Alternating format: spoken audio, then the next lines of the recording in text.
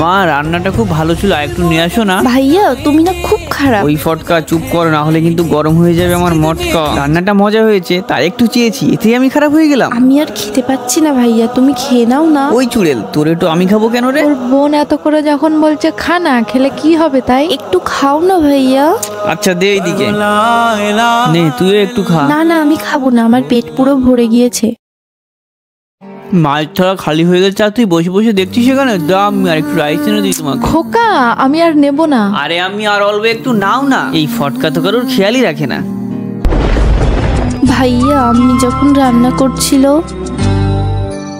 চালও অল্প কটা রয়েছে আর বাড়িতে টাকাও নেই, তাহলে কি করব? এই কটাই রান্না করি। এই কারণে তুই বাহানা করে নিজের খাবারটা আমাকে খাইয়ে দিলি। আজ বুঝলাম ভাইকে খাইয়ে নিজে ক্ষুধার্ত থাকতে একমাত্র নিজের বোনই পারে।